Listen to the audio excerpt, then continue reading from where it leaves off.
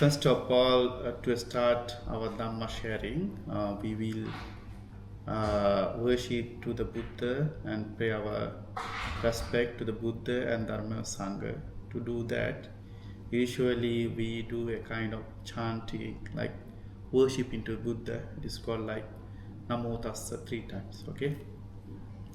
Namo Tassa Bhagavato Arahato Samma Sambuddhassa. Namo Tassa Bhagavato Arahato Samma Sambuddhassa. Ye Dhamma Hetu Pambava Te Sang Hetu Tathagata Aha Te Sancha Nirodhang Evang Vadi Mahasamano. So, first of all, as usual, we paid our gratitude to the Buddha and Dharma Sangha, and thank you very much for coming. And some of you are very familiar to me since I have been in Hong Kong. And I will start with a little bit background, like why we do this and how we come for like this. So as you know, as a Buddhist monk, there is a 3-month rainy season we go through. So it will start actually after 1 or 2 months, especially July. And but this year I took it a little bit earlier, because there's some studies going on, so I will pay attention for that. There is also a kind of study about the humanism.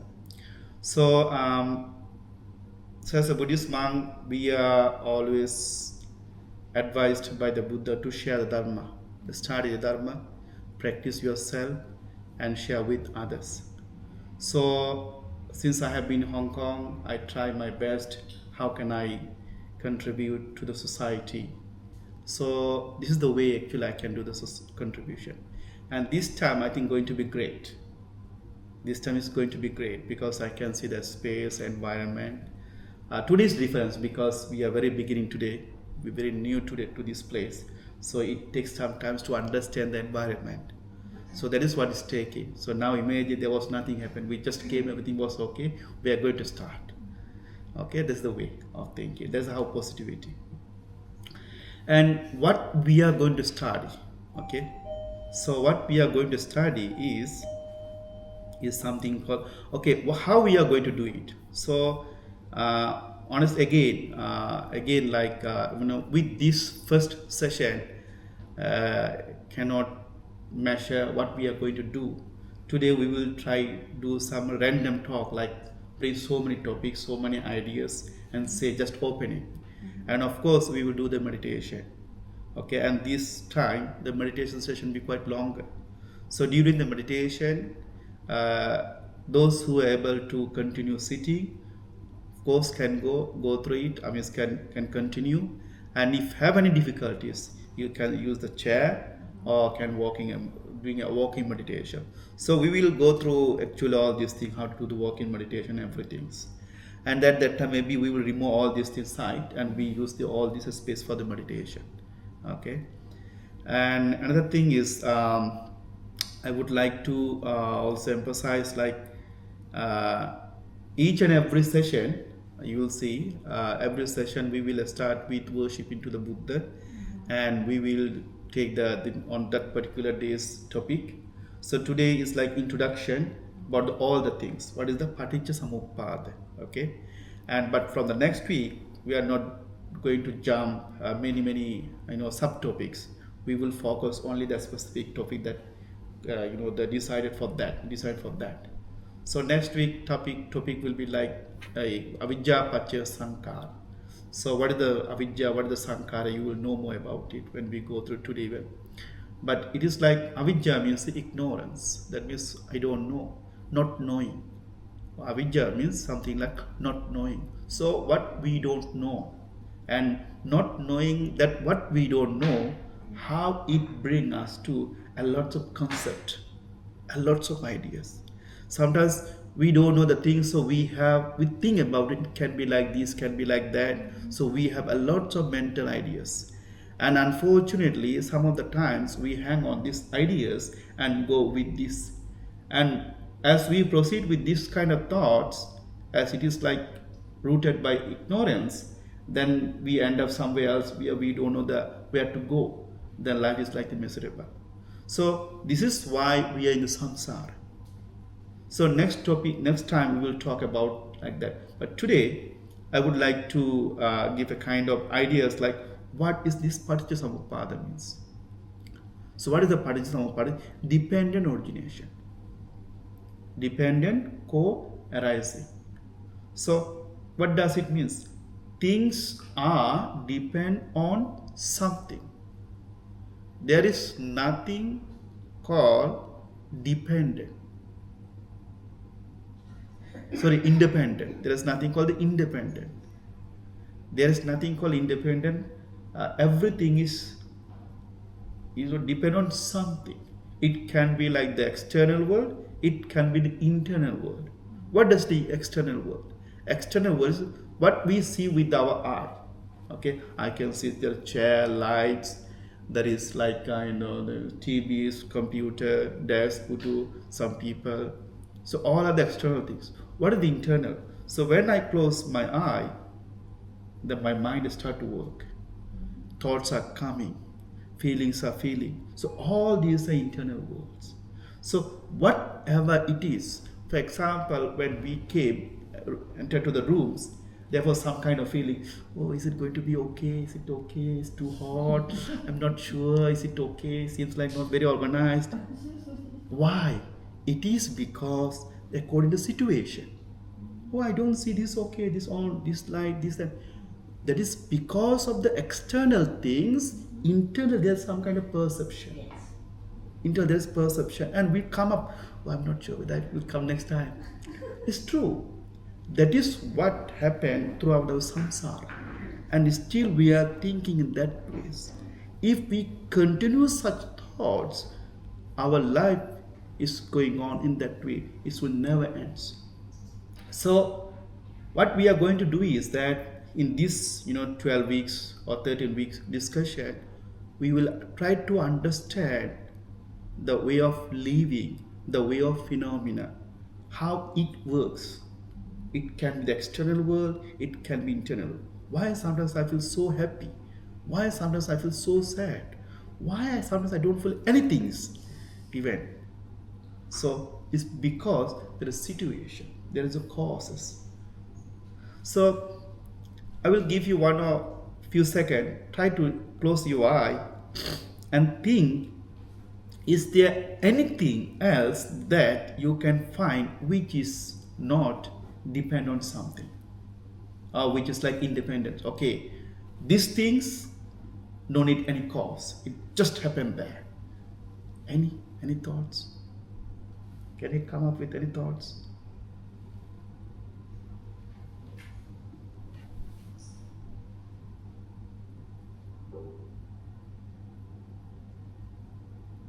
Have you found? Not really, right? Okay, you can bring it even. You can bring it this. So question is there anything in the world which is independent? Okay, that means does not need a cause and conditions. If you find, please tell me. I will be very happy to know that. What is that? Okay. So saying that, we will start like the question. We will do some of the question like what is the dependent origination and why it is important to understand this theory. Okay, and in what ways, okay, does the deeper understanding about dependent origination enhance our sense of personal and collective responsibility? That means, what will happen if we understand this dependent origination theory? What will happen? How we will respond to the society? How we will respond to our own world, our personal world, our internal world, external world? How we will respond, and how we can apply this understanding? Okay, how we can apply this understanding to the to our daily life. And so these are the things that there is lots of things actually we will come up and as I said again, since there are lots, it's very difficult to convey all the message within there, first thing. And if I'm going to do so, if I'm going to tell everything in once, it will be very it's very rush and it's very messy. So the purpose of this Dhamma sharing, the purpose of this gathering is not to know everything, but to understand everything little by little, of course, with a reasonable speed. Okay, it's not like I say one word, I let you think. What do you think? It's not like that. We say, meanwhile we try to understand, and we'll practice it. So usually in the traditional way of Dhamma talk, there is three things to be always remind. That is sunata. When we listen to the Dharma, we should listen. Dharet, keep in mind. And charat, live accordingly. So in order to listen, we have to be in the present moment. So the phrase is, I am here and now. So when I say I am, it's me. So I'm using it conventionally, okay? We will understand actually what is the difference between the conventional understanding and the ultimate understanding of so-called the words I am, okay? But conventionally, I am means these five aggregates, okay? This self, the collection of these five aggregates is here. Here means right now, not where I was in 5 minutes before or where I will be after the 5 minutes. Here and now, at this present moment. So try to be in the present moment when we listen. It is true that physically, although we are here, mentally we are somewhere else. The moment when I say the mental somewhere else, you're already there. That's reality. So we have to understand this mind. Why the mind is wanders so fast. Last time in the Dhamma sharing, we were telling Durangamang ekacharang asariram guhasya. The mind wanders so fast. There is nothing else can wander faster than mind. For example, if I say the heaven, you already gone somewhere in the heaven. How? For example, with some mundane description, okay, you have an idea, we have an idea, or we have a perception about heaven. Or if I say your favorite places. So when I say your favorite places, you have an idea of places. Okay, these are the places that I like most. These are the places I was there, I was so nice, so good, so calm, so nice. And the moment I say your favorite places, although physically you are here, but the mind is already gone. You see how fast this mind is. So why it is like this? We have to understand this. So fasting mind is not the problem. The mind going fast is not the problem. The problem is when this mind trap or tangle in the negativity so fast, that's the problem. That's the problem. So I think, yes, this morning it was raining. It was raining when I was coming outside my rooms, and somebody was there, and I think he didn't have the umbrella. So I just helped him. So while I'm helping him, just going through same ways, then he was asking me. So there is a two side from the people, like good side and bad side. Does the Buddhism talk how to manage this good side, like keeping both? I said no. It's not like keeping both. You cannot deal with okay, one side is positive, one side is negative. It's not like that. Knowingly or unknowingly, as long as we are in the mundane, as long as we are not enlightened, our mind is always catch up with something negative. Okay? With always tangle with some kind of negativity or akusala, unwholesome things. But what we do is understanding that we train our mind to go through, we direct it to the wholesome thing, positive things. So in other way, in Buddhism, there is one stance is called do not do any kind of evils.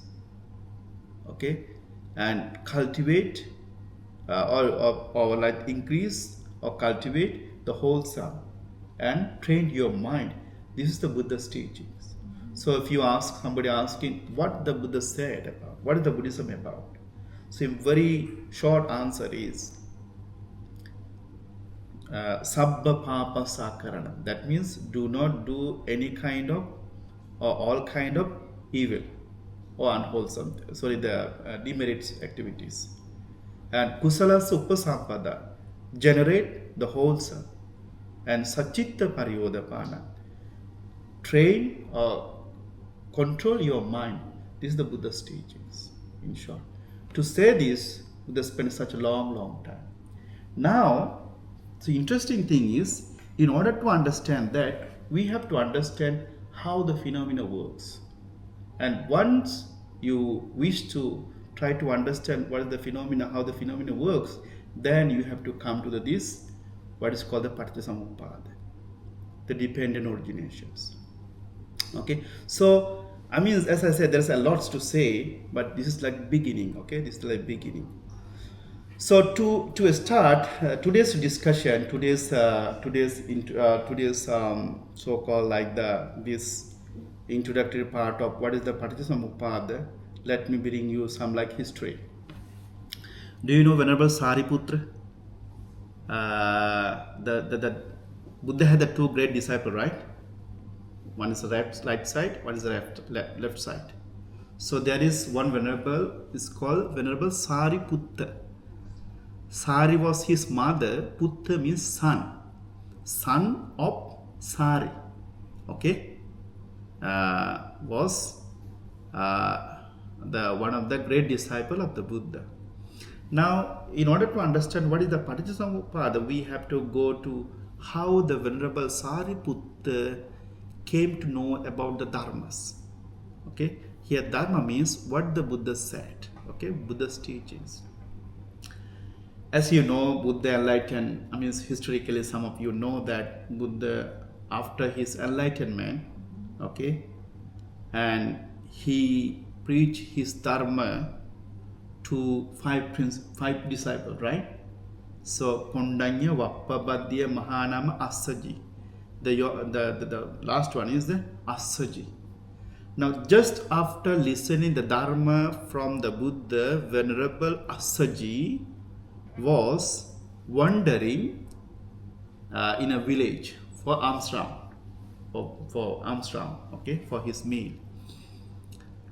At that time, there was another two princes.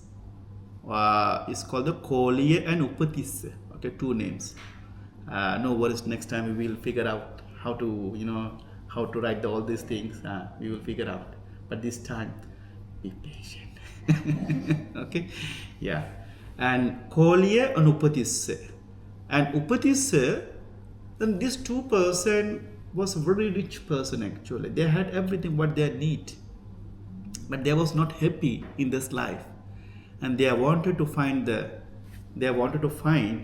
the real dharma, or real the dharma to overcome this samsaric suffering. And then these two friends, they decided they leave house or palace, and they go forth for the searching for the the happiness.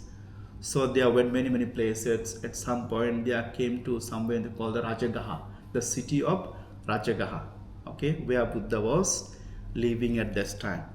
And Venerable, so this two person was also coming that village, and the monks also, he was also coming the same village. The monks was going alms rounds, okay, and one of these two friends saw the Venerable, and looking the Venerable from the very far, he realized this one of them is called Upatissa. Okay, Upatissa is the name, the public name or the lay name of Venerable Sariputta. Okay, then he said, this Venerable seems like very calm. Maybe he found the Dharma. I want to know who is his teachers. What is his Dharma? What he said.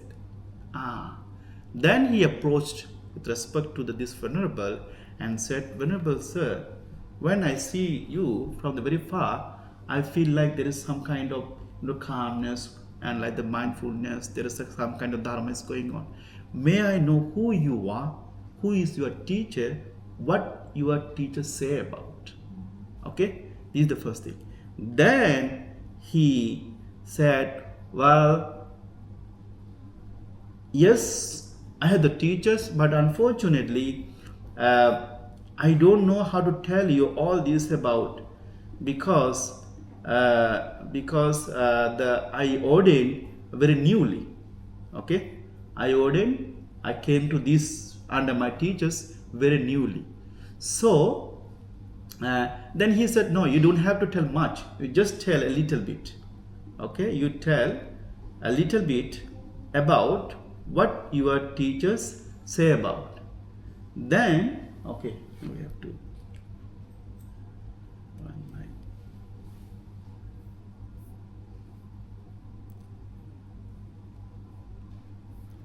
There is a lot, but I'm not going to give you this all, okay?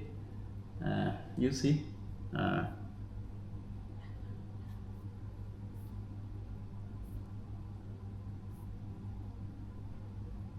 Yeah, okay. Just feel this one, okay? From here. So then this Venerable said, okay, he answered from like this. Ye Dhamma Hetu Pabhava. Okay? Tesam Hetu Tathagata Aha. Tesancha Nirodo Evam Vadi Maha Saman. So this is the very first moment where the dependent origination, the like roots of the dependent origination are spread or said to the society. So what does it mean? He said, I'm sorry that I'm very newly ordained to the Buddha. Yes, I have the teachers, and I'm someone, I have the teachers, but I don't know how to tell you much about it. But let me tell you something. What my master do is like this. Whatever Ye Dhamma Hetu Pabhava. So in simple ways, like if there is, that means my teacher said whatever things are there, it always has a cause or conditions. And my teacher also said that how to says this cause and conditions. So that is my teachers. In other way, so who is your teachers? In a simple way. Okay, my teachers is the teacher who said that things happen due to some things. And when that something is gone, things are not happening. Very simple way. So now let us see. Whatever from a cause proceeds, thereof the Tathagata explained the causes. That means whatever things are there, okay, if there is anything happen, my teachers talk about that things has a cause, okay, and its cessation. For example, suffering, okay, suffering. To suffer, there must be a cause, and there is a reason for that to suffer. And my master also told how to overcome this suffering. So that is what my master teaching. That is what my master's theory. Okay. Again, Ye Dhamma. Ye means whatever. Okay. Dhamma, phenomena. Okay. Phenomena. Hetu. Hetu means reason. Pabhava. That means whatever there is any kind of reason for any phenomena and their causes and the way out of it is what my teacher said about. Okay, well, it seems like quite difficult, but once we started talking more and more, it will be clear. So why it is not difficult? Why it should not be difficult to us? Let me give you another example. So example is here. You see.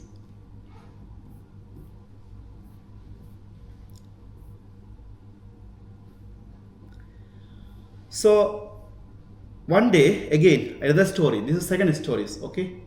The Venerable Ananda, you know the Venerable Ananda, the one who take care of the Buddha, the attender of the Buddha.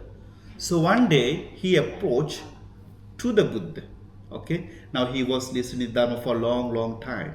He approached the Buddha and said very nicely with the humble way. It is said, "It is wonderful, it is marvelous, Venerable Sir, or Bhante, okay, how the dependent arising is so deep and appears to deep, yet to myself it is very clear as can be."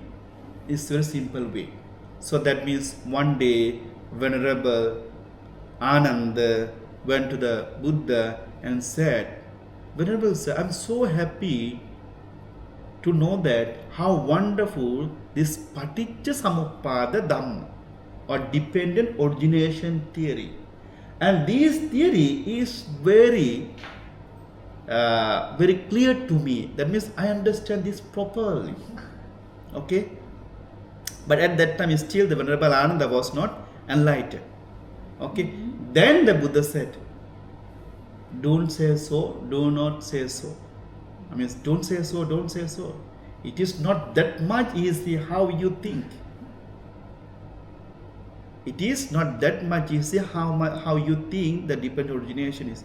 Indeed, not understanding this Paṭiccasamuppāda, not understanding that dependent originations, we all are in samsara. So, in this head, in this world, there are so many times we feel like, I don't know, I have no ideas. It seems very deluded. I don't know what to do. And we suffer. And still when we see there are so many ways for us to overcome this suffering, having understanding or realizing this Dharma, still we are worried, we have doubts, we are not ready. This all part of this ignorance. This all part of not understanding the dependent origination. For example, like right now, there are so many thoughts, so many feelings, so many ideas, so many concepts going on while you're listening to me or while I'm saying to you. I don't know whether they understand. Is it okay? I'm not sure whether. With so many perceptions, maybe as a preacher, this going on. I have the doubt whether you come next time, or I will be able to preach, whether everything will be okay. There's so many doubts. In the that side also, there are so many things. I don't know what's going to do today. There's a lots of words, but can I understand all the things? There's so many ideas. Remember, all these ideas is under so-called this dependent origination. We have so many fear, so many challenge, so many worries, and so many guilty, so many unnecessary joy, so many unnecessary suffering. We have a lot of it. So through this Dharma, through this Paṭiccasamuppāda, we are going to understand one by one what is avijja, what is ignorance, what is feeling, what kind of feeling do I have, why I am feeling so sad, sometimes so happy, and sometimes nothing. Why I born? Why still I want what I want? Why I cannot let go what I don't like? All this. Avijja paccaya sankara. Sankara paccaya vijnana.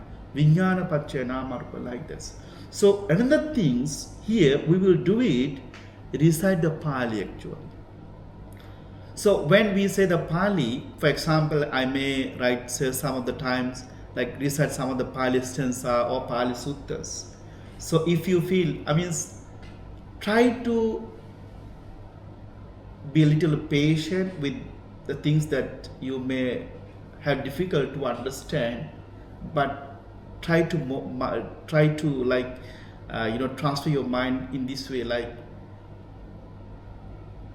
Now today they are scholarly, I mean, in and out of the academic. So we all believe that